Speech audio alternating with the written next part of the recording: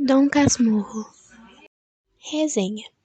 A história começa com Bento Santiago já velho e sozinho. E sem nada para fazer, ele decide escrever um livro.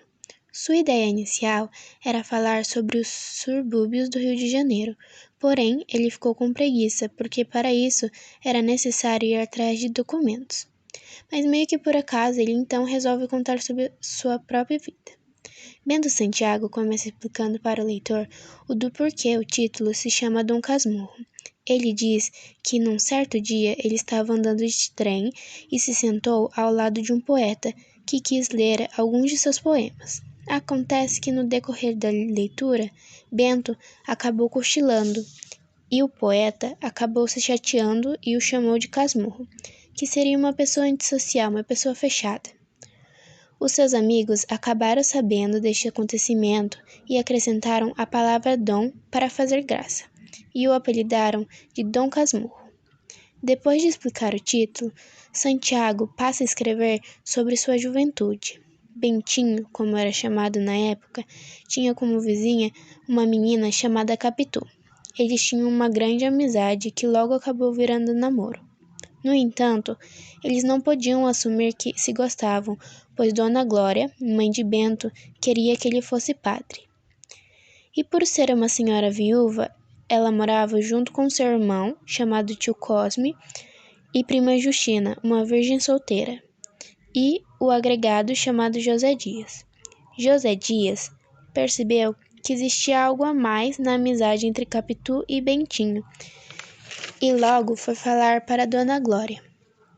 Ao saber disso, ela ficou alarmada e resolveu mandar o filho para o seminário. Mas Capitu, inconformada com a situação, arma um plano para que Bento não entrasse para o seminário. E convencido por ela, Bentinho chantageia José Dias para que o ajudasse a tirar da cabeça da mãe a ideia de se tornar padre. Porém, mesmo com a tentativa, ele acabou indo para o seminário, e lá ele conhece Escobar, que se torna um grande amigo.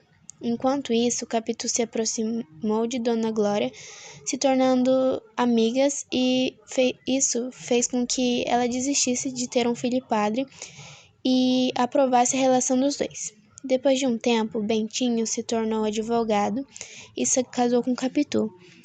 E seu amigo Escobar também se casou e os dois se tornaram vizinhos. Com o passar do tempo, Bento começa a sentir ciúmes da sua esposa com um amigo. Ele, então, narra alguns episódios que o faz acreditar que Capitu estava o traindo, como, por exemplo, no enterro de Escobar, que acabou morrendo afogado na praia. E a partir disso, Bento começou a observar que seu filho Ezequiel se parecia muito com Escobar. E já ficando desesperado com a ideia de ter sido traído, ele tenta matar o menino com café envenenado. Embora ele tenha desistido na última hora, Bentinho grita dizendo que não é seu pai. Capitu escutou tudo o que ele disse e eles começaram uma grande discussão. Por fim, eles decidem se separar, mas como separação era um escândalo naquele tempo, Bento manda a esposa e seu suposto filho para a Europa.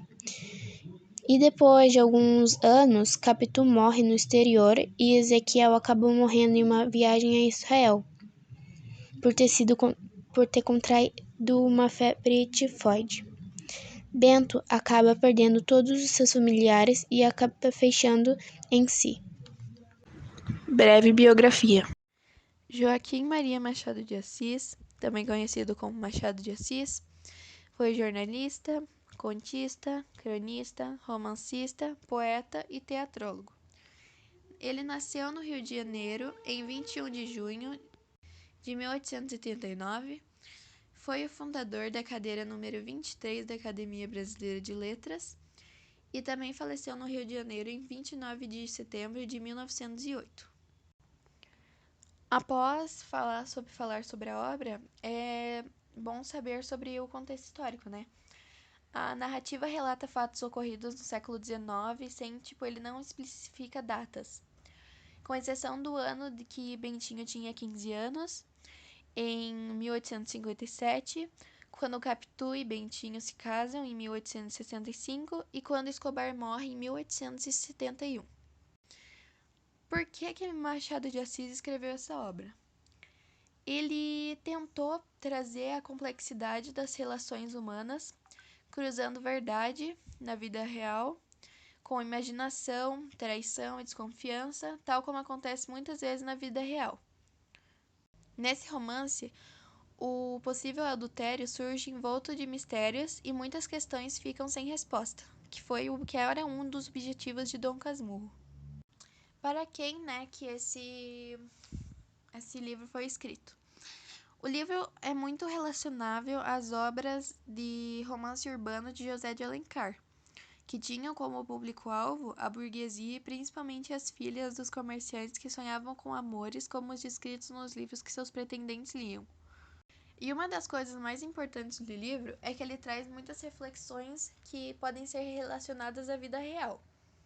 Como, por exemplo, como a inveja dos acertos alheios, por exemplo, da Capitu, levavam Bentinho a crer que os defeitos reais dela eram muito maiores do que eles realmente eram.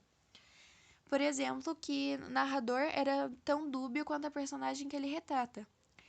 Ele é o primeiro a apontar os defeitos dela, faz uma lista de defeitos, mas ele não reconhece os próprios defeitos, como ele era ciumento, mimado, e como resultado, quando ela pratica uma ação que na visão dele era duvidosa, ele a toma como certa, elevando-a como pecado capital. Isso vem da inveja que ele sente dela. Bentinho é um ser preso, sem vontade, que não tem coragem de explorar o desconhecido. Todos mandam nele, dão ordens em qual caminho seguir, a mãe, o tio, a própria Capitu, o agregado e Escobar. Ela, porém, é livre, prática, toma ações dignas de nota, como, por exemplo, manipular toda a situação para que ela, inicialmente mal vista pelo agregado, seja integrada e amada pela mãe da família, a Dona Glória. A inveja nunca é realmente citada no livro, mas é sentida em todas as descrições psicológicas dela, principalmente a partir do trecho supracitado. Dom Casmurro fala da inveja de ter sido traído, mas também da de ser inferior a um ser humano que na sua visão era inferior a ele, uma mulher pobre por quem se apaixonava. Outra coisa que pode ser trazida para a realidade, é que a gente sempre teme e rejeita o desconhecido. Dom Casmurro rejeita saber o que de fato aconteceu. Em nenhum momento ele pretende chegar ao que ele realmente, ou que ele não sabe.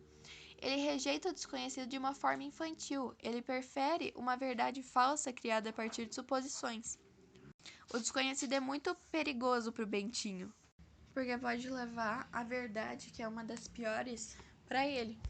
Que na verdade o que pode ter causado problema no relacionamento deles não é a traição que não aconteceu, e sim que o problema do casal tá nele e na sua cabeça, causando, criando problemas o tempo inteiro sobre a Capitu.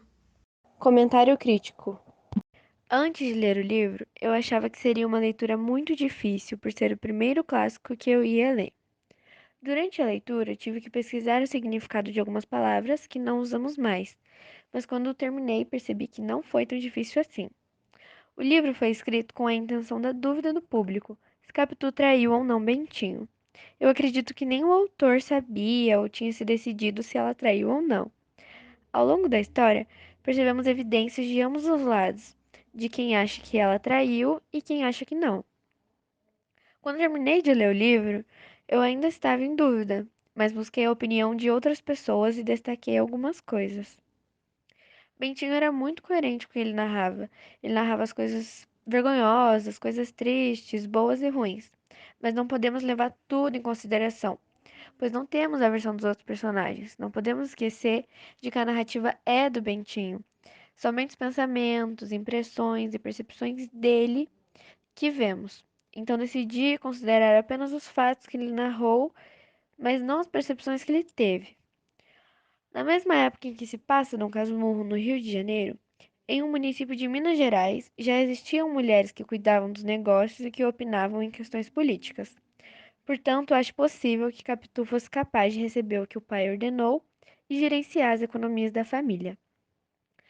Outra coisa é que Bentinho tem um ciúme excessivo, que para mim chegava a mudar a percepção dele da realidade. Então ele pode ter narrado alguns acontecimentos de uma maneira diferente do que realmente aconteceu. Por conta desse ciúmes possessivo, eu presumo que ele exagerou e que Capitu não traiu. Os pontos negativos do livro são o livro ser somente na visão de Bentinho, a falta da exploração de alguns personagens e um melhor significado para o nome Dom Casmurro. Um dos pontos positivos é a contemplação dos aspectos históricos e sociais que Machado de Assis faz em seu livro. É uma narrativa bem escrita que deixa o leitor com vontade de continuar. E o principal, o questionamento: Capitu traiu ou não Bentinho?